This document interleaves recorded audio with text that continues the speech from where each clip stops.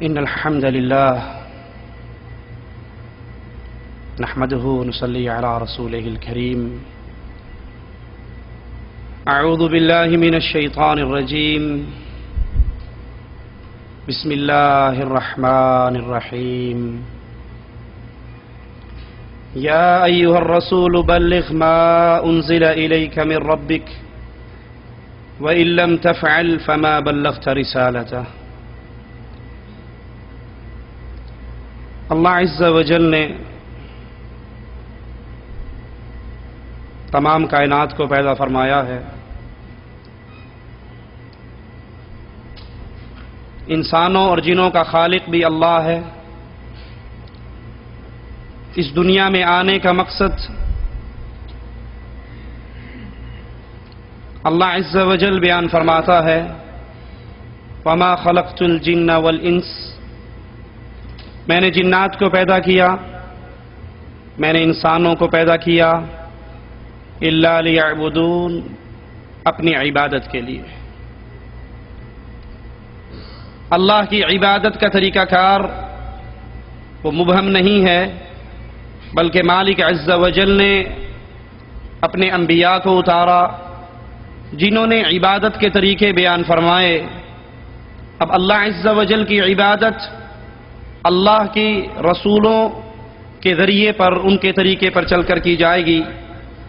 مالک اسی مقصد کو ایک اور مقام پہ بیان فرماتا ہے الذی خلق الموت والحیات لیبلوکم ایکم احسن عملا، میں نے یہ موت و حیات کا یہ سسٹم، یہ نظام اس لیے بنایا ہے تاکہ یہ دیکھوں تم میں بہترین عمل کون کرتا ہے. انسان انبیاء سے آزاد ہو کر ہدایت کے اوپر عمل نہیں کر سکتا، کیونکہ اللہ کی ہدایت انبیاء پر آتی ہے اور انبیاء اپنی امتوں کو سکھاتے ہیں، جسے قرآن حکیم ان الفاظ میں بیان کرتا ہے فَإِمَّا يَأْتِيَنَّكُم مِّنِّي هُدًى فَمَن تَبِعَ هُدَايَ فَلَا خَوْفٌ عَلَيْهِمْ وَلَا هُمْ يَحْزَنُونَ، تم پر میری طرف سے ہدایت آئے گی، جس نے اس ہدایت کی تبع کی، جس نے انبیاء کے نقش قدم پر اپنے قدموں کو جمایا، قیامت کا دن ہوگا، نہ ان پہ غم ہوگا، نہ یہ پریشان ہوں گے. انہی کے لیے ہدایت ہے جنہوں نے انبیاء کے راستے کو اپنایا. اس دعوت دین کی اہمیت کیا ہے؟ اللہ کی کتاب ہمیں بتاتی ہے کنتم خیر امہ، تم بہترین امت ہو، تم بہترین لوگ ہو، تم بہترین جماعت ہو. تمہیں اللہ نے پیدا کیوں کیا؟ تاکہ تم لوگوں کو نیکی کا حکم دو، لوگوں کو برائی سے روکو. یہ تمہاری پیدائش کا مقصد ہے، اور اللہ پر ایمان لے کر آؤ. رسول اللہ صلی اللہ علیہ وسلم نے بھی یہی تعلیمات ہم تک پہنچائی بلغوا عنی ولو آیہ، تمہیں ایک آیت کا علم ہو جائے، نبی کی ایک بات تمہارے تک پہنچ جائے، اس بات کو لے کر پھیلا دو، اس کو دوسروں تک پہنچا دو. یہ سوچ بصیرت سے خالی ہے کہ جامع کی ڈگری ہوگی تو آپ بیان کر سکتے ہیں، کسی مدرسے کی فراغت ہوگی تو آپ بیان کر سکتے ہیں. اگر نہیں ہے، آپ نے دین سیکھا ہے، کسی شیخ کے پاس بیٹھ کر سیکھا ہے، آپ کو دین کی بات پہنچی ہے تو آپ کو بیان کرنے کا حق نہیں. یہ طریقہ انبیاء کا اور انبیاء کے ماننے والوں کا طریقہ نہیں.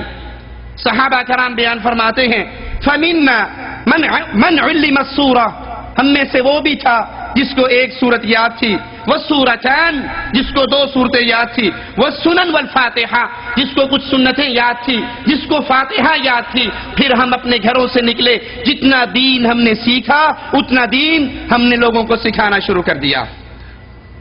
اس سے ملتا کیا ہے؟ اس کا رزلٹ کیا نکلتا ہے؟ ترمذی میں ہے رسول اللہ صلی اللہ علیہ وسلم نے فرمایا بے شک اللہ عز و جل، اس کے فرشتے، اس کے بندے، اس کی مخلوقات، آسمان والے، زمین والے، حتیٰ کہ چیونٹی اپنے سوراخ کے اندر، اللہ لوگوں کو خیر کی دعوت دینے والے، لوگوں کو اچھی بات بتانے والے پر رحمت کرتا ہے، اور اللہ کی مخلوقات اللہ سے اس کے گناہوں کی معافی کا سوال کرتے ہیں. دعوت دین کا مقصد کیا ہے؟ یہ دین کی ہم دعوت دیں کیوں؟ کیا مقصد ہے؟ سارے لوگ نمازی بن جائیں، سارے لوگ حاجی بن جائیں، سارے زکوٰۃ دینے لگ جائیں، سارے جہاد کے لیے تیار ہو جائیں؟ یہ دعوت کا مقصد نہیں ہے لوگوں۔ دعوت کا بنیادی مقصد اپنے ذہن میں ہمیشہ پختہ کر کے رکھنا، کبھی نہ بھولنا، وَلَقَدْ بَعَثْنَا فِي كُلِّ أُمَّةٍ رَسُولًا أَنِ اعْبُدُوا اللَّهَ۔ دعوت کا پہلا بنیادی مقصد اللہ کی عبادت کی جائے، اللہ کی توحید کو سمجھا جائے، اللہ کی توحید کو عام کیا جائے، اللہ کی توحید کو بیان کیا جائے۔ بس معاملہ ختم؟ لوگوں سے کہیں لا الہ الا اللہ پڑھ لو، معاملہ ختم ہو گیا؟ نہیں۔ وَاجْتَنِبُوا الطَّاغُوتَ، اللہ کے علاوہ جس کی عبادت کی جا رہی ہے، جس کے لیے سجدے ہیں، جس کے لیے رکوع ہے، جس کے لیے ذبح ہے، جس کے لیے نذر ہے، جس کے لیے نیاز ہے، جس کے لیے قربانیاں ہیں، اللہ کے علاوہ جس کو پوجا جا رہا ہے، یہ طاغوت ہے۔ اللہ کی عبادت کرو اور اس طاغوت کا انکار کرو۔ مگر افسوس، آج اکثر تبلیغ مبلغین کی، تبلیغ کرنے والوں کی سوچ اور انداز بدل گئے۔ وہ بنیادی نقطہ جس کو مالک کہتا ہے وَلَقَدْ بَعَثْنَا فِي كُلِّ أُمَّةٍ رَسُولًا، ہم نے تو ہر امت میں رسول کو بھیج کر پہلی دعوت ہی یہ سکھائی تھی أَنِ اعْبُدُوا اللَّهَ۔ وہ انداز بدل گئے۔ وہ توحید کی دعوت 2-2 گھنٹے کی تقریریں سن لیجئے، 3 دن کے اجتماع اٹینڈ کر کے دیکھ لیجئے، آپ کو لا الہ الا اللہ کی دعوت دینے والا خال نظر آئے گا۔ وہاں پر تبلیغ کی دعوت ہے، وہاں پر چلے کی دعوت ہے، وہاں پر سہروزے کی دعوت ہے، وہاں پر لڑنے اور مرنے کی دعوت ہے، زمینوں کو آزاد کرانے کی دعوت ہے، کشمیر بنے گا پاکستان کی دعوت ہے، وہاں پر قربانی کی کھالیں اکٹھی کرنے کی دعوت ہے، لیکن لا الہ الا اللہ کی دعوت نہیں ہے، توحید کی دعوت نہیں ہے۔ اور ظلم در ظلم توحید کی دعوت بھی چھٹ گئی، توحید کے دشمنوں کو اپنے گلے بھی لگا لیا گیا۔ جلسہ ہوتا ہے، اجتماع ہوتا ہے، اشتہار چھپتے ہیں۔ ہمارے اس اجتماع میں سب مذہبی اور سیاسی قائدین خطاب فرمائیں گے۔ خطاب فرمانے آتے ہیں مفتی منیب الرحمان، خطاب فرمانے آتے ہیں عبد الجلیل نقوی شیعوں کا امام، خطاب فرمانے آتا ہے اسد نورانی شاہ احمد نورانی کا بیٹا۔ وہ توحید کی ساری دیواریں جو محمد نے کھڑی کی تھی صلی اللہ علیہ وسلم، اہل شرک اور اہل کفر کے درمیان ہم نے ان دیواروں کو ہٹا دیا ہے۔ ان اہل کفر سے، اہل شرک سے بغلگیر ہیں۔ کیوں؟ اجی آپ نہیں سمجھتے متحدہ مجلس عمل میں اکٹھے ہونے کے لیے ہمیں ان کے ہاتھوں میں ہاتھ ڈالنا پڑے گا، سینٹ کی ایک کرسی لینے کے لیے ہمیں اللہ مشکل کشا کی آوازیں کو بھلا کر نعرہ حیدری یا علی کی صدا کو برداشت کرنا پڑے گا۔ آپ نہیں سمجھتے نا، ووٹ کا سیزن ہے، الیکشن کے دن ہے، الیکشنوں میں ہم نے ووٹ لینا ہے۔ میں MNA اور MPA کی سیٹ پہ کھڑا ہوں، اگر میں نے لا الہ الا اللہ کا یہ ترجمہ کر دیا، اللہ کے علاوہ مشکل کشا نہیں، حاجت روا نہیں، غوث اعظم نہیں، بگڑی بنانے والا نہیں، کشتی پار لگانے والا نہیں، مولوی صاحب پھر میں نے ووٹ دے گا کون؟ میری صندوقڑی تو خالی رہ جائے گی۔ ہم نے ووٹوں کے لیے، ہم نے سینٹ کی کرسیوں کے لیے، ہم نے قربانی کی کھالوں کے لیے، ہم نے الیکشن میں چند سیٹیں لینے کے لیے حجویری کی قبر پہ شرک کا اڈا قائم کرنے والے کے ہاتھوں میں ہاتھ دیے۔ بھول گئے کہ محمد نے ہمیں کیا درس دیا تھا جب بدر کے میدان میں ایک آنے والا آیا تھا اور اس نے کہا تھا یا رسول اللہ صلی اللہ علیہ وسلم، میں آپ کی مدد کے لیے آیا ہوں۔ اللہ کے نبی صلی اللہ علیہ وسلم نے پوچھا لا الہ الا اللہ کے اقرار کرتے ہو؟ کہتا ہے نہیں، میں تو لات و عزا کا پجاری ہوں، ہاں مظلوم کی مدد کے لیے چل کر آیا ہوں۔ آپ نے کہا بھاگ جاؤ، محمد مشرک سے مدد نہیں لیا کرتے، میری مدد کرنی ہے تو ماننا پڑے گا جس کے سامنے تم نے سر جھکایا ہے یہ مخلوق ہے، سر کو اٹھاؤ اور عرش والے کے سامنے جھکاؤ۔ الیکشن کے نام پہ، چندوں کے نام پہ، ووٹوں کے نام پہ، سینٹ کی کرسی کے نام پہ مشرکوں کے ہاتھوں کو پکڑنے والوں، کاش تمہیں محمد کی دعوت یاد ہوتی صلی اللہ علیہ وسلم۔ حرمت رسول کے نام پہ آج مشرکوں کو گلے لگا لیا گیا ہے۔ ارے تم حرمت رسول کی بات کرتے ہو، دوستی ان سے کرتے ہو جو رب کو گالی دیتا ہے، جو یا علی مدد کا نعرہ لگاتا ہے، کیا وہ رب کو گالی نہیں دے رہا؟ جو یا رسول اللہ مدد کی صدائیں بلند کرتا ہے، کیا وہ رب کا دشمن نہیں ہے؟ جو محمد کو نور من نور اللہ کہتا ہے صلی اللہ علیہ وسلم، کیا وہ اللہ کا دشمن نہیں ہے؟ تكاد السماوات يتفطرن منه وتنشق الارض وتخر الجبال هدا ان دعوا للرحمن ولدا. قریب ہے آسمان پھٹ جائے، زمین ٹکڑے ٹکڑے ہو جائے، پہاڑ ریزہ ریزہ ہو جائے. ان ظالموں نے اللہ کا بیٹا بنا لیا اور ہم اس کو دنیا کے چند ٹکوں کی وجہ سے اپنے گلے پہ لگا لیں. یہ تو ان کا حال تھا جن کے پلے میں توحید کی کوئی بات ہے اور وہ دعوے دار ہیں. آئیے ذرا ان مبلغین کو دیکھتے ہیں جنہوں نے توحید کا لمبا سارا چولا پہنا ہے لیکن اس کے نیچے چلے کے نام پہ، سیروزے کے نام پہ اللہ کی توحید کی بجائے بزرگوں کی کہانیاں، بزرگوں کے قصے، حضرات کے قصے بیان کیے جاتے ہیں. ان کی دعوت کو سنتے ہیں جو اپنی دعوت میں بڑے پیارے انداز سے بیان کریں گے. اللہ ہوا چلانے والا ہے، اللہ پانی کا مالک ہے، اللہ پھول میں خوشبو پیدا کرتا ہے، اللہ مردے کو زندہ کرتا ہے، اللہ رزق دیتا ہے، اللہ ماں کے پیٹ میں بچے کو ارے بھائی یہ جتنی دعوت توحید ربوبیت کی آپ دے رہے ہو اس سے کسی مشرک کو انکار ہے؟ مولانا طارق جمیل صاحب کی کیسٹیں آپ نے سنی ہوں گی. ان کی دعوت سن کے کئی بھولے کہتے ہیں جی آپ نہیں سمجھتے مولانا توحید کی بڑی بات ہے ان کی کیسٹوں میں. ارے کون سی توحید جو ابو جہل کو منظور تھی؟ وَلَئِن سَأَلْتَهُم مَّن خَلَقَ السَّمَاوَاتِ وَالْأَرْضِ. طارق جمیل صاحب کہتے ہیں اللہ آسمان کا خالق، زمین کا خالق، انسانوں کو پیدا کرنے والا، ہوائیں چلانے والا، مردوں کو زندہ کرنے والا. یہ ساری باتیں کفار مکہ کو پہلے سے یقین تھا. قرآن کہتا ہے اگر آپ ان سے سوال کرو من خلق السماوات والارض، زمین و آسمان کا خالق کون؟ یہ کہیں گے اللہ. بارش کون برساتا ہے؟ یہ کہیں گے اللہ. رزق کون اتارتا ہے؟ کہیں گے اللہ. مختار کل کون ہے؟ کہیں گے اللہ. یہ توحید ربوبیت جس کو آج پیش کیا جا رہا ہے اس کو تو کفار مکہ نے تسلیم کر لیا تھا. کفار مکہ سے جو لڑائی ہوئی تھی محمد الرسول اللہ صلی اللہ علیہ وسلم کی، وہ توحید ربوبیت پہ نہ تھی، وہ توحید عبادت پر تھی. اے پتھروں کے سامنے سجدہ کرنے والو، سجدے کا حق صرف اللہ کا ہے. اے کفار تم اللہ کے لیے روزے رکھ رہے ہو، حج کر رہے ہو، زکات دے رہے ہو، صدقہ دے رہے ہو، مدد کر رہے ہو، حاجیوں کو ستو پلا رہے ہو، تم یہ سارا کام اللہ کے لیے بھی کر رہے ہو اور کسی اور کے لیے بھی کر رہے ہو. یہ لا الہ الا اللہ کا واضح ایسا ہے جو عبادت قرار پائے گا وہ اللہ کے علاوہ کسی اور کے لیے نہیں ہو سکتی. اسی لیے کفار مکہ نے کہا تھا اجعل الآلہۃ الہا واحدا. ہم نے تو بہت سارے تقسیم کر رکھے ہیں. اولاد لینی ہوتی ہے تو ہم ڈولے شاہ کے پاس چلے جاتے ہیں، بھوکے ہوں تو ہم لاہور کے بابا حجویری کے پاس چلے جاتے ہیں، حکومت لینی ہو تو بابا نواز شریف صاحب مانسیرے کے دھنکے سے ڈنڈے کھا کر آتے ہیں. اگر ہم نے پھر بھی مسئلہ ہمارا حل نہ ہو تو اسلام آباد گاڑی میں بیٹھتے کہتے ہیں بڑی بڑی سرکار بڑی کھوٹی قسمت کر دے ہری. ہمارے تو بہت سارے ہیں، ہم نے بانٹ رکھے ہیں، سارا بوجھ ایک بندے پہ نہیں ڈالا ہوا. ہمارے پاس تو محکمے ہیں جو ہم نے ڈیوائڈ کر دیے ہیں. اجعل الآلہۃ الہا واحدا. تو کہتا ہے ساروں کو چھٹی کرا دو، کوئی غوث اعظم نہیں، کوئی غریب نواز نہیں، کوئی بندہ نواز نہیں، کوئی بندہ پرور نہیں، کوئی بگڑی بنانے والا نہیں، کوئی رزق دینے والا نہیں، کوئی اولاد دینے والا نہیں، کوئی مشکلیں ٹالنے والا نہیں، الا اللہ، سوائے ایک اللہ کے. یہ وہ توحید عبادت تھی جس کو کفار مکہ نہیں مانتے تھے اور یہی توحید عبادت آج مولانا طارق جمیل کی قسطیں سن لیں، آپ کو نظر نہیں آئے گی. آئیے میں آپ کو ان کے چند ساتھ سناتا ہوں، ان کی چند باتیں آپ کے سامنے رکھتا ہوں. مولانا طارق جمیل مورڈا شریف کا ایک دربار ہے، وہاں پر گئے، گدی نشین سے ملاقات ہوئی. گدی نشین نے کہا کہ آئیے ہمارے عرس میں تشریف لائیے. تو یہ اپنے 25 امیروں کو لے کر مورڈا شریف کے خطاب فرمانے کے لیے اس دربار پہ عرس والے دن 19 اور 20 اپریل کو پہنچے. یہ دربار سازی، یہ قبہ سازی، یہ حجویری کی قبر پہ بنے ہوئے کمپلیکس، کیا اسلام کا اس میں کوئی وجود ہے؟ اسلام کے اندر اس کی کوئی اجازت ہے؟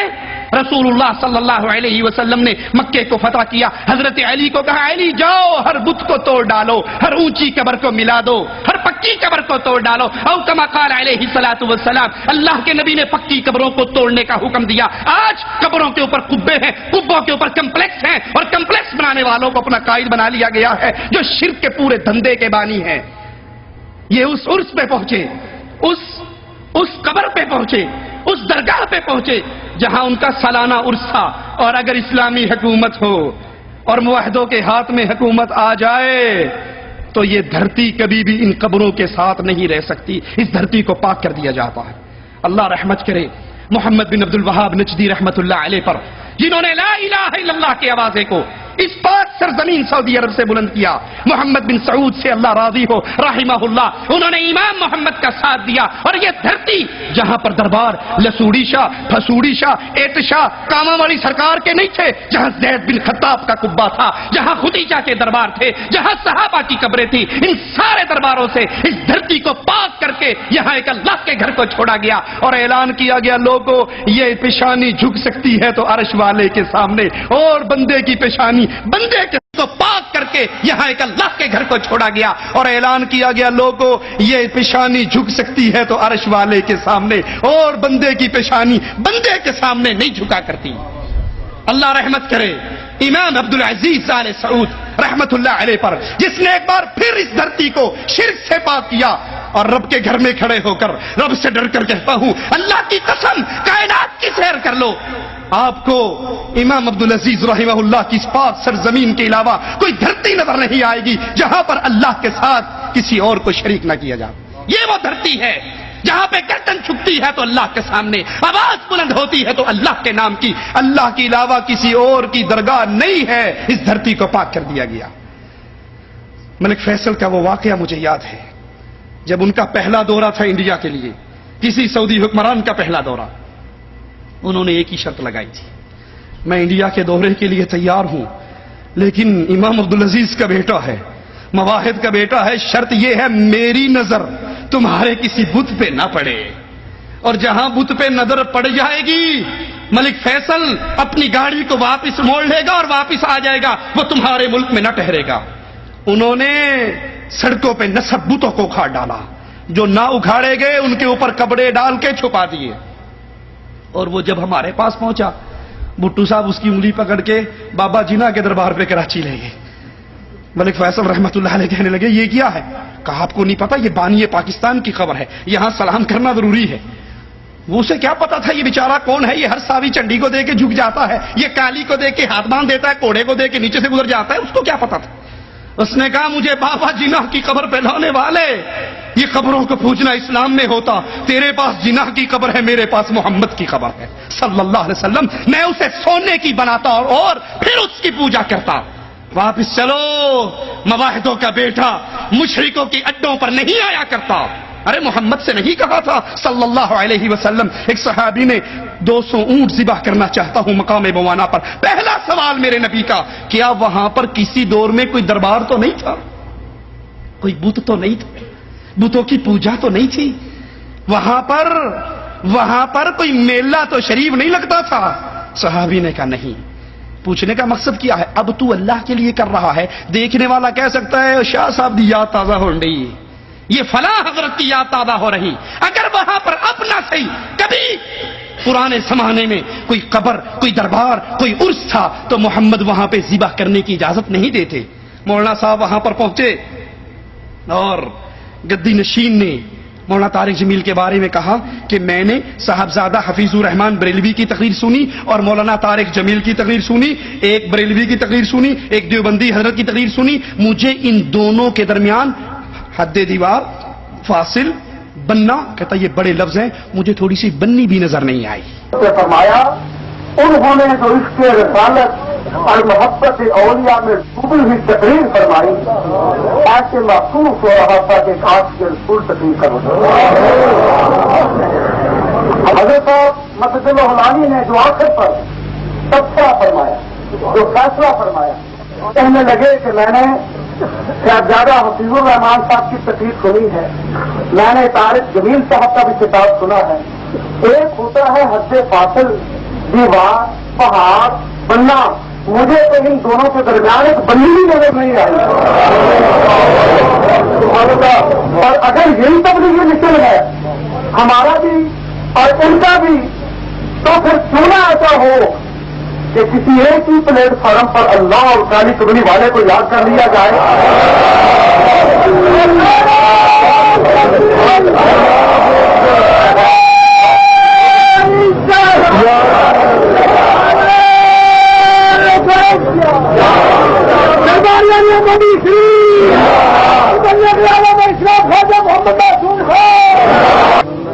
امیر یعنی جو جماعت کو چلانے والے ہیں 25 عمرا پر مشتمل ایک عظیم جماعت کل سے عصر کی نماز سے لے کر اس وقت تک ہمارے ہر پروگرام میں، نعت رسول میں، حمد باری تعالیٰ میں، عشق رسالت میں، محبت اولیاء میں، ذکر میں، فکر میں، مستی میں، کیف میں، رقص میں اور ہر کیفیت میں اس وقت جیسے یہ مستانے شامل ہے ویسے وہ بھی ساتھ شامل ہے، اور وہ بھی اسی سرور کے ساتھ اس وقت اپنے آپ کو محظوظ کر رہے ہیں۔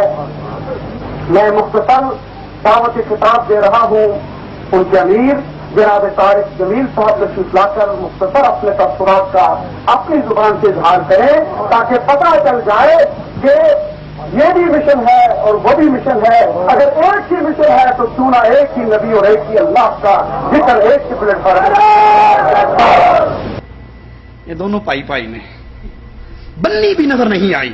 اگر یہی مشن ہے تبلیغی جماعت کا تو گدی نشین مولانا دربار کا گدی نشین کہہ رہا ہے حضرت اگر یہی مشن ہے تو مولانا آئیے کیوں نہ پلیٹ فارم بھی ایک ہی کر لیں، ہمارے پاس آ جائیے اور اسی حضرت کے دربار سے یہاں پر اللہ اور کملی والے کالی کملی والے کا ذکر ہو جائے۔ مولانا صاحب پہنچے 25 امراء کو لے کر، پھر ان کا تعارف بریلوی اس عرس کا انتظامیہ کا اسٹیج سیکرٹری وہ اسٹیج پر آتا ہے اور کہتا ہے کہ کل عصر سے مولانا طارق جمیل رائیونڈ کے 25 امیروں کو لے کر آئے ہیں، انہوں نے یہاں آ کر نعت رسول میں، حمد باری تعالیٰ میں، محبت اولیاء میں، ذکر میں، فکر میں، مستی میں، وجد میں، کیف میں، ہر کیفیت میں وہ کچھ کیا ہے جو ہمارے بریلوی کر رہے ہیں۔ میں تو یہ کہتا ہوں مولانا اگر یہی تبلیغی مشن ہے تو رائیونڈ کو چھوڑ دو، حضرت کے دربار سے اپنی جماعتیں نکالنا شروع کر دو۔ اللہ کا مواحد بندہ جس کو لا الہ الا اللہ کی تمیز ہو، اللہ کی قسم اس کی گردن کٹ سکتی ہے، کبھی غیر اللہ کی دھرتی پہ جھک نہیں سکتی۔ وہ اپنے آپ کو بروا سکتا ہے جیسے محمد نے کہا تھا صلی اللہ علیہ وسلم، میرے آقا نے کہا تھا، میرے نبی نے کہا تھا، میرے امام نے کہا تھا، وہابیوں کے پیر نے کہا تھا، معاذ لا تشرک باللہ ان قتلتا او حرقتا، تیرے ٹکڑے ہو جائیں تب بھی شرک نہ کرنا، تجھے جلا کر راکھ کر دیا جائے تب بھی شرک نہ کرنا۔ مواحد مشرکوں کی مجلسوں میں جا کے ذکر و فکر میں، مستی میں، کیف میں، وجد میں دھمال ڈال سکتا ہے، یہ اہل ایمان کا طریقہ نہیں ہے۔ مولانا طارق جمیل خطاب کے لیے آتے ہیں اور پیچھے سے پورا بریلویوں کا عرس کا مجمع تالیاں بجا کر حضرت کا استقبال کرتا ہے، تالیوں کی گونج ہے بہترین، جس نے سی ڈی لینی ہو ہم اس کو سی ڈی دے سکتے ہیں، دکھا سکتے ہیں۔ اور قرآن کیا کہتا ہے اہل شرک کے بارے میں؟ وَمَا كَانَ صَلَاتُهُمْ عِنْدَ الْبَيْتِ إِلَّا مُكَاءً وَتَصْدِيَةً، مشرکین کعبے کا جس طرح ننگے ہو کر طواف کرتے تھے اسی طرح طواف کے دوران وہ تالیے بھی پیٹتے تھے اور سیٹیاں بھی مارتے تھے اور اس کو عبادت سمجھتے تھے کفار مکہ۔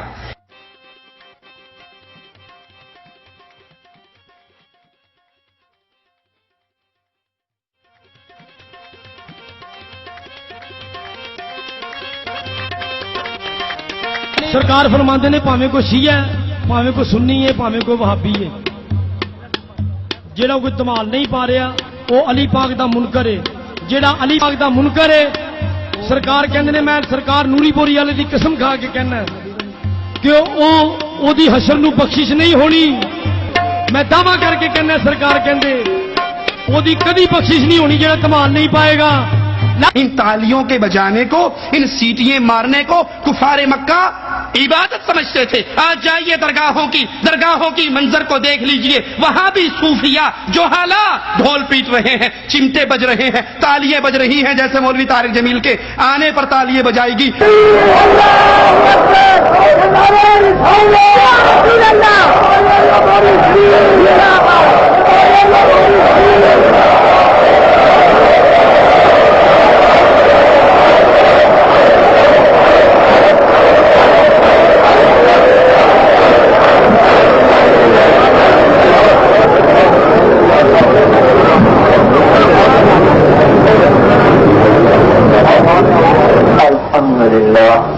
اور اس دور کا مشرک بھی اس کو عبادت سمجھتا تھا۔ آج کے دور کا مشرک بھی کہتا ہے معرفت دی اگلاں نے تواڈے پلے نہیں پی سکدیاں، اللہ ایسی عقل ہمیں دے ہی نہ جس میں تالیاں عبادت بن جائے۔ یہ عقل اللہ دشمن کو بھی نہ دے جو اتنی سی بات نہیں سمجھ سکتا کہ اللہ کے دین کی مجلس لا الہ الا اللہ کے ذکر کی مجلس کے اندر یہ عمل مسلمانوں کا عمل نہیں ہو سکتا۔ طارق جمیل صاحب نے خطاب شروع کیا، کہا ہمارے نبی کی پرواز کو کوئی کیا جانے گا کہ ہمارے نبی کی پرواز ثم دنا فتدلا، کہ وہ قریب آیا اور قریب ہوا، کہ اللہ اور رسول معراج کی رات اتنے قریب ہو گئے جتنا 2 کمانوں کا راستہ رہتا ہے۔ یہ عقیدہ تنہا تبلیغی جماعت کا نہیں ہے، یہی عقیدہ بریلوی بھائیوں کا بھی ہے، یہی عقیدہ تبلیغی بھائیوں کا بھی ہے۔ وہ کہتے ہیں معراج کی رات اللہ اور رسول اتنے قریب ہوئے، فَكَانَ قَابَ قَوْسَيْنِ أَوْ أَدْنَىٰ، جتنی 2 کوسوں کے درمیان، کمان کے 2 سروں کے درمیان گیپ ہوتا ہے، اللہ اور محمد صلی اللہ علیہ وسلم کے درمیان صرف اتنا سا فاصلہ رہ گیا اور وہ اتنے قریب ہو گئے۔ حبیب کو کیا خطاب فرمایا؟ ثم دنا فتدلى فكان قاب قوسين او ادنى۔ یہ فرق بڑا لمبا چوڑا فرق ہے، وقت نہیں، لمبا چوڑا فرق ہے۔ لفظ اکمل اس کے کمال کو بتانے کے لیے چھوٹا ہے، لفظ اعلم اس کے علم کو بتانے کے لیے چھوٹا ہے۔ جو قاب قوسین او ادنا تک، او ادنا ہے، او ادنا تو چکی گل رہ گئی۔ قاب قوسین پتہ کیا ہوتا ہے؟ قاب قوس، یہ میں نے آپ کے سامنے کمان کی شکل بنائی، یہ کمان ہے، یہ لکڑی یہ بکرے کی آنکھ ہوتی تھی، ادھر تیر رکھ پھر اس کو یوں چلاتے ہیں، اینو عربی قاب آخیا جاتا ہے، اینو عربی قاب آخیا جاتا ہے، اے قاب ہے، اب قاب ہے۔ اب صلح ہو رہی ہے، 2 قبیلے لڑ کے تھک کر ہوں صلح ہو رہی۔ صلح کیسے ہوتی تھی؟ 2 سردار آ کر اپنے کمانوں کو ایسے ملاتے تھے، اے قاب ہو گئی، اے قاب ہو گئی، اے بھی قاب، اے بھی قاب، اے آ کے رل گئے۔ دیکھ رہے ہو نا؟ اس توگہ ہوں رلن کی سارا ختم ہو گئی۔ تو عربوں کی صلح کی یہ نشانی تھی کہ بھئی اب یہ آپس میں متحد، آپس میں باہم اتفاق، لڑائی ختم۔ اب میرا اللہ یوں کہتا ہے ثم دنا فتدلى فكان قاب قوسين، یہ تو ہو گیا قاب قوسین، اور ابو اللہ کھیجندہ او ادنا، اس سے بھی زیادہ میرا محبوب میرے قریب ہو گیا۔ ہوں یہ ترجمہ میں کتوں کرا، یہ تعبیر میں کتوں لیا؟ ساری دنیا عاجز ہے اس راز سے، نہ اللہ کے نبی نے پردہ اٹھایا اور نہ لوگوں میں سننے کی سکت اور طاقت تھی۔ نعوذ باللہ ثم نعوذ باللہ۔ اس دعوے کو بیان کرنے سے پہلے ہم اس ملنگ کی بات کو دہرانا مثال کے طور پہ صحیح سمجھیں گے۔ جس کو کسی نے کہا تھا بھائی تو نماز کیوں نہیں پڑھتا؟ اس نے کہا جی بات کرتے ہو، قرآن میں آیا یا ایھا الذین آمنوا لا تقربوا الصلاۃ، ایمان والو نماز دے کبھی نیڑے بھی نہ جایا جی۔ اس نے کہا آگے تو پڑھ لو وانتم سکارا، جب نشے کی حالت میں ہو، کہنا ان تے عمل کر لیں دے ہوگے پھر ویکھاں گے۔ اگر یہی فَكَانَ قَابَ قَوْسَيْنِ أَوْ أَدْنَىٰ ان پوری آیات کو پڑھ لیا جائے تو رب محمد کی قسم معاملہ صاف ہو جائے گا اور مسئلہ سمجھ آ جائے گا۔ آئیے ذرا سنتے ہیں قرآن کیا کہتا ہے۔ وَمَا يَنطِقُ عَنِ الْهَوَىٰ، اور نہ وہ اپنی خواہش سے کوئی بات کہتے ہیں، إِنْ هُوَ إِلَّا وَحْيٌ يُوحَىٰ، وہ تو وہی بات کہتے ہیں جو صرف ان تک وہی اتاری جاتی ہے۔ وہ وہی اتارتا کون ہے؟ قرآن کی آیات ہے، سنیے غور کیجیے۔ عَلَّمَهُ شَدِيدُ الْقُوَىٰ، اسے پوری طاقت والے فرشتے نے سکھایا ہے۔ ذُو مِرَّةٍ، جو زور آور ہے۔ فَاسْتَوَىٰ، وہ سیدھا کھڑا ہوا۔ وَهُوَ بِالْأُفُقِ الْأَعْلَىٰ، وہ بلند آسمانوں کے کنارے پر تھا۔ ثُمَّ دَنَا فَتَدَلَّىٰ، یہاں طارق جمیل صاحب فرما رہے ہیں اللہ رسول اکٹھے ہو گئے، قریب ہو گئے، ایک دوسرے کے ساتھ ساتھ ہو گئے، اور قرآن بتا رہا ہے نہیں یہ جھوٹ ہے۔ ثُمَّ دَنَا فَتَدَلَّىٰ، یہاں تو ذکر جبرائیل علیہ السلام کا ہے کہ وہ قریب ہوا اور اتر آیا۔ فَكَانَ قَابَ قَوْسَيْنِ أَوْ أَدْنَىٰ، بس 2 کمانوں کے بقدر فاصلہ رہ گیا، بلکہ اس سے بھی کم ہو گیا۔ پھر یہاں یہ چپ کر کے اگلی بات نہیں بتاتے، قرآن کی اگلی آیت مسئلے کو کھول رہی ہے۔ فَأَوْحَىٰ إِلَىٰ عَبْدِهِ مَا أَوْحَىٰ، بس اس نے اس اللہ کے بندے کو پیغام پہنچایا۔ یہ جبرائیل ہے جو نبی کے قریب ہو رہا ہے، نبی کو پیغام دے رہا ہے، اور محمد کریم صلی اللہ علیہ وسلم فرماتے ہیں میں نے جبرائیل کو 2 مرتبہ اس کی اصلی شکل میں دیکھا ہے، اور 1 مرتبہ میں نے اس کو معراج کی رات پہ دیکھا۔ طارق جمیل صاحب فرماتے ہیں کہ نبی نے عرشوں پہ جا کر اللہ سے باتیں کی، عرش پہ پہنچ گئے، عرش پہ بیٹھ گئے، اور پھر عرش پہ جا کے اللہ سے باتیں کی۔ اسی کے ذمن میں ایک اور بات کہ میرا بھائیو، ولی کو پہچانتا ہے، ابدال کی پرواز کو نہیں پہچان سکتا. ابدال ابدال کی پرواز دیکھتا ہے، قطب کی پرواز نہیں دیکھ سکتا. قطب کی پرواز دیکھتا ہے، قطب الافطاب کی پرواز نہیں دیکھ سکتا. قطب الافطاب کی پرواز دیکھتا ہے، غوث کی پرواز نہیں دیکھتا. غوث کی پرواز دیکھتا ہے، نبی کی پرواز نہیں دیکھ سکتا. نبی کی پرواز دیکھتا ہے، خاتم الانبیاء کی پرواز نہیں دیکھ سکتا. اور اپنے نبی کو صرف اللہ نے جانا اور کسی نے نہیں جانا. حدیث کا ترجمہ ہی نہیں ہو سکتا. اپنے نبی کو صرف اللہ نے جانا اور کسی نے نہیں جانا. حدیث کا ترجمہ ہی نہیں ہو سکتا. آپ نے عرشوں پہ عرض کی، یا اللہ اتخذت ابراہیم خلیلا، آپ نے ابراہیم کو خلیل بنایا. وموسیٰ کلیما، موسیٰ کو کلیم بنایا. وسخرت لداؤد الجبال، داؤد کے لیے پہاڑ مسخر کیے. وَلَسُلَيْمَانَ الرِّيَاحَ، سلیمان کے لیے ہوائیں ثابت ہیں. وَأَحْيَيْتَ لِعِيسَى الْمَوْتَى، عیسیٰ کے ہاتھ مردے زندہ کیے. فَمَاذَا جَعَلْتَ لِي، میرے لیے کیا ہے؟ تو آپ نے فرمایا أَوَلَيْسَ قَدْ أَعْطَيْتُكَ أَفْضَلَ مِنْ ذَلِكَ كُلِّهِ، کیا میں نے آپ کو ان سب سے اعلیٰ چیز نہیں دی؟ فَأَمَّا أَنْتَ فَحَبِيبُ اللَّهِ، آپ میرے حبیب ہیں.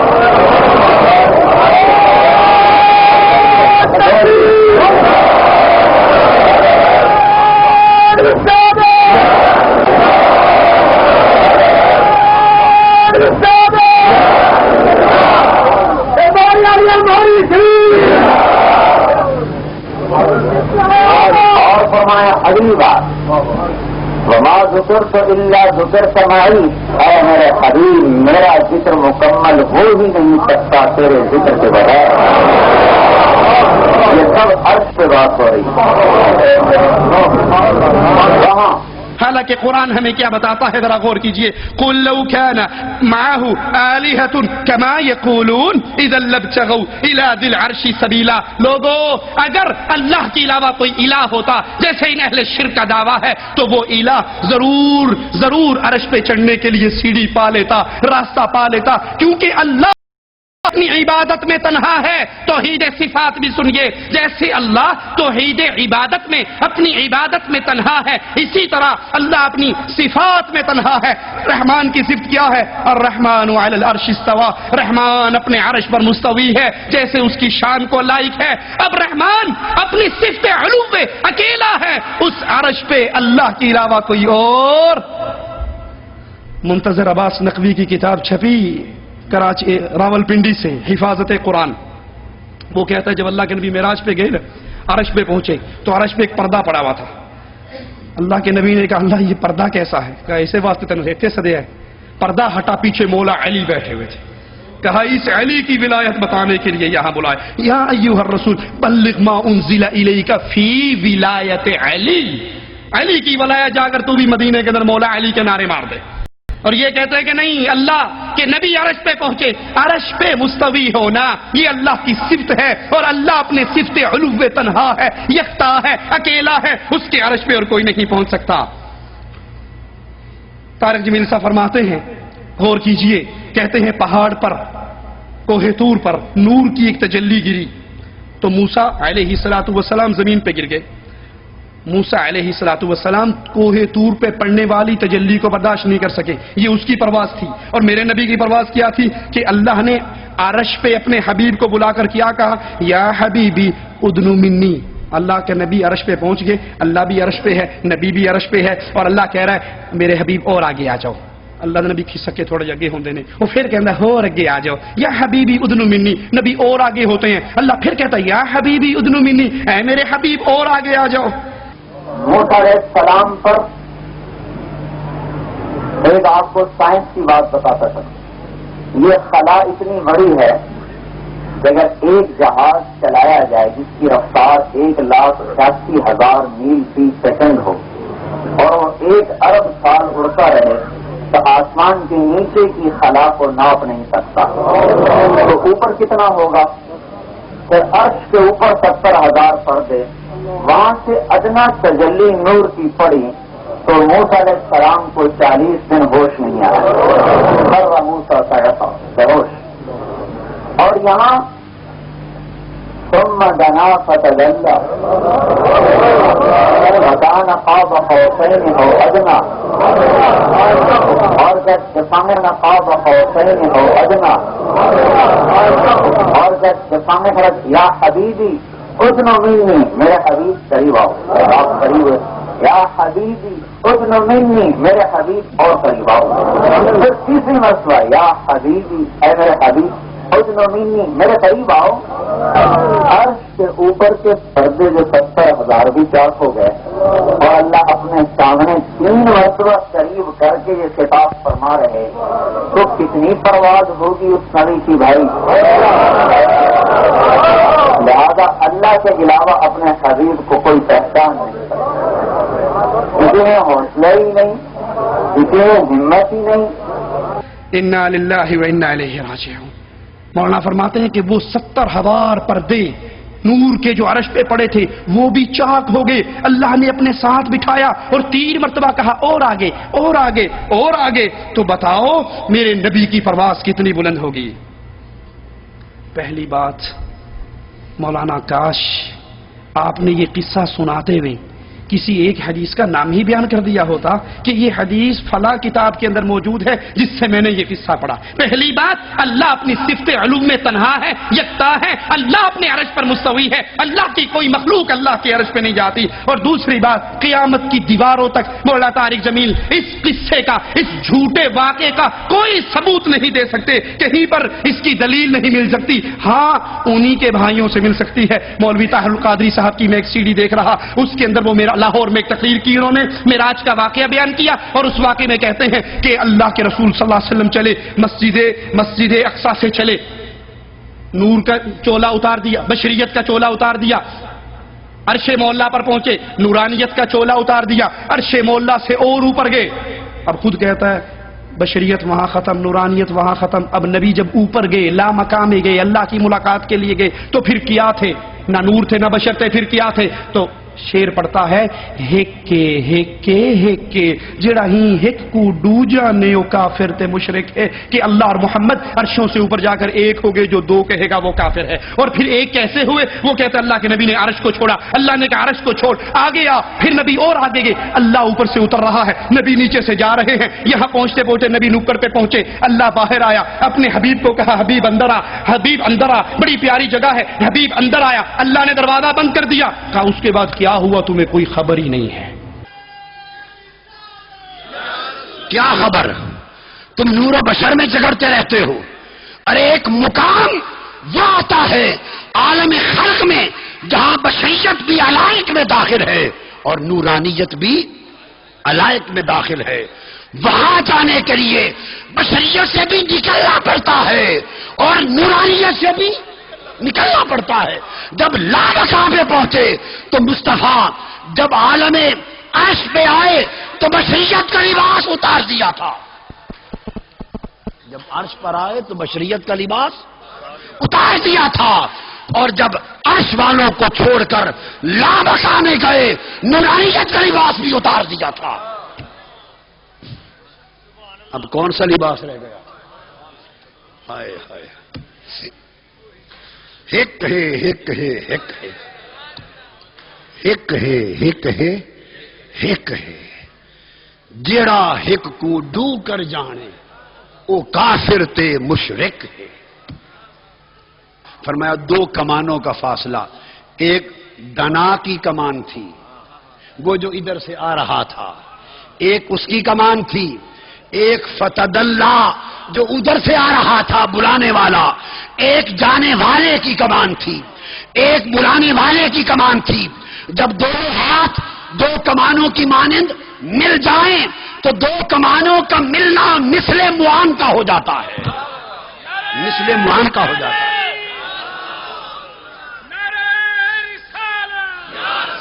اور یہ مثل معان کا ہو جاتا ہے، اور اس میں بھی تشبیہ و مثال سے پاک تھا وہ قرب۔ ہمیں سمجھانے کے لیے فرمایا فَكَانَ قَابَ قَوْسَيْنِ، پھر جب کعبہ قوسین پہ آئے تو دنا کو چھوڑ دیا. فرمایا اب اس مقام پر محبوب دنا کو بھی چھوڑ دے کہ وہ بھی اب اس مقام کے علائق میں سے ہے. دنا کو چھوڑ دے کہ وہ بھی اب اس مقام کے علائق میں سے ہے. چھوڑ کے آگے گزرے فتدلہ اور کعبہ قوسین پہ پہنچے. فرمایا محبوب اب تدلہ کو چھوڑ دے وہ بھی اس مقام کے علائق میں سے ہے. دو کمانوں کی طرح مل جائیں. جب جلوہ محب اور جلوہ محبوب، جب جلوہ خدا اور جلوہ مصطفیٰ دو کمانوں کی طرح مل گئے تو کعبہ قوسین ہوا. اب گھر والے جب جلوہ خدا اور جلوہ مصطفیٰ دو کمانوں کی طرح مل گئے تو کعبہ قوسین ہوا. اب گھر والے دروازے تک پہنچ گئے. مہمان و میزبان بلا تشبیہ و بلا مثال وہاں پہنچ گئے. فرمایا محبوب اب یہاں تک تو ایک بیان تھا، یہاں تک مثالیں تھیں، اب اس سے آگے وہ کچھ ہونے والا ہے کہ اس کے بیان کے لیے مثال نہیں جو لوگوں کو بتا. وہ کیا تھا؟ اب دروازہ کھلتا ہے. دروازہ کعبہ قوسین دو کمانوں کی طرح مل گئے تھے جلوے. فرمایا دروازہ کھلا، محبوب اندر آ جا، حریم ناز میں آ جا، حریم ناز میں آ جا. محبوب نے حریم ناز میں قدم رکھا، خدا نے دروازہ بند کر دیا. فرمایا آؤ دنا لوگوں اس سے آگے تمہیں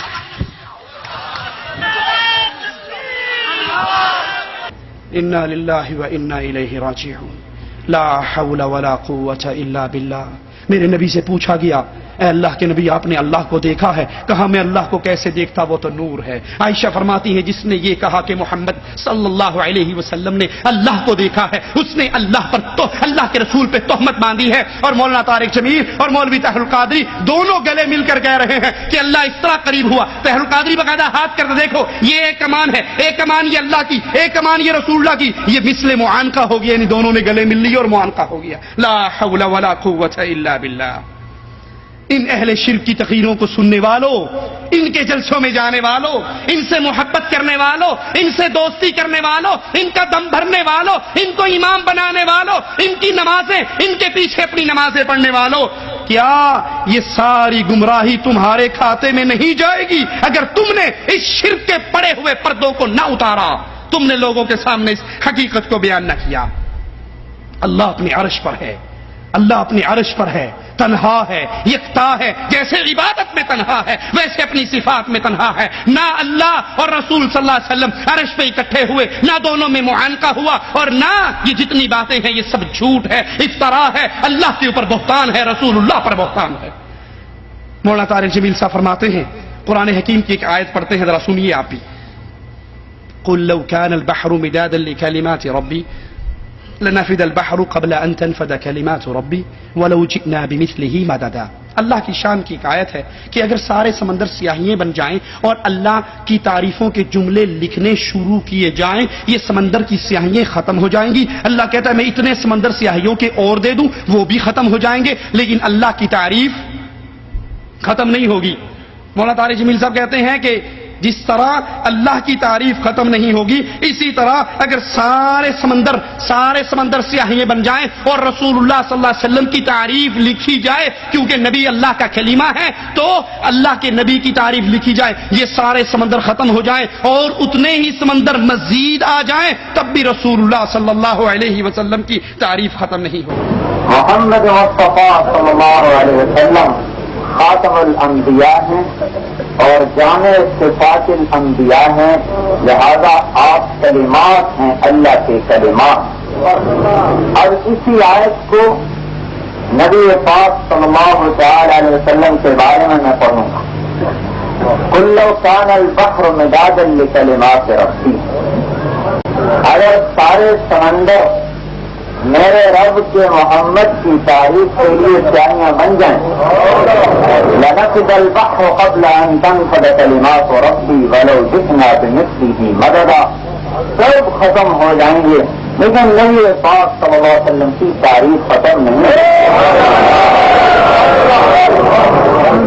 قرآن جو اللہ کے نبی کی نعت پڑھتا ہے نا، قرآن، ہم اس کی کیا تعریف کریں جس کی قرآن تعریف کرے؟ جس کی اللہ تعریف کرے اس کی کوئی تعریف کر سکتا ہے؟ جیسے اللہ کی تعریف ناممکن ہے، جیسے اللہ کی تعریف ناممکن ہے، ایسے ہی اللہ کے رسول کی تعریف بھی ناممکن ہے، نہیں ہو سکتی۔ سارے سمندر اٹھا کے سیاہی بنا دو، لکھنا شروع کر دو، اللہ کے نبی کی تعریف نہیں ہو سکتی، جس کے عظمت اور ہیبت کو اللہ کے سوا کوئی نہیں جانتا۔ لا حول ولا قوت الا باللہ۔ حضرت جی یہ تعریف مانوی نہیں ہے، یہ قرآن کو اپنے الفاظ میں بدلنا نہیں ہے۔ قرآن کا وہ مقصود جو اللہ کی وحدانیت، اللہ کی تعریفوں کے جملے ہیں، آپ نے اس کو یکسر بدل کر اللہ کے رسول صلی اللہ علیہ وسلم پر ان آیات کو فٹ کیا۔ لیکن سوچئے اور اللہ کے لیے سوچئے، یہ انکشاف جو آپ پر ہوا ہے، آپ سے پہلے کسی صحابی کو اس کا علم نہیں ہوا؟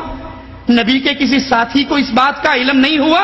یہ آپ نے کہاں سے پڑھا؟ یہ آپ نے کہاں سے سنا؟ یہ آپ نے کس شیخ سے سیکھا؟ اور یہ تفسیر کس صحابی نے بیان کی، کس تابعی نے بیان کی، کس محدث نے بیان کی؟ جو آپ کے جی میں آئے، اپنے نبی کو اٹھاؤ اور اللہ کے ساتھ ملا دو۔ رسول اللہ صلی اللہ علیہ وسلم نے اسی غلوب سے اپنی امت کو منع کیا تھا۔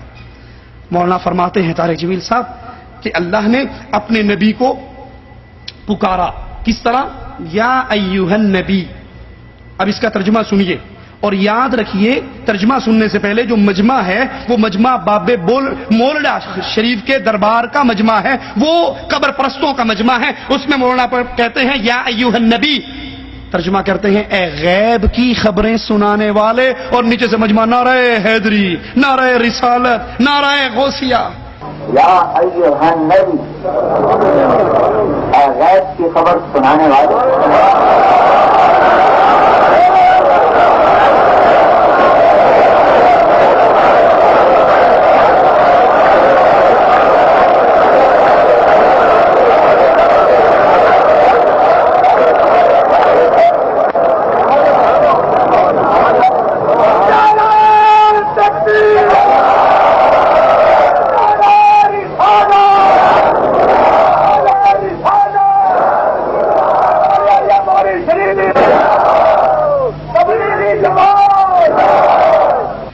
غیب کی خبر سنانے والے یا ایھا النبی میں سے کس حرف کا ترجمہ آپ نے کیا ہے؟ کس لفظ کا ترجمہ کیا ہے؟ کیا یہ اللہ کے قرآن کو اپنی زبانوں سے موڑنا اور توڑنا نہیں ہے؟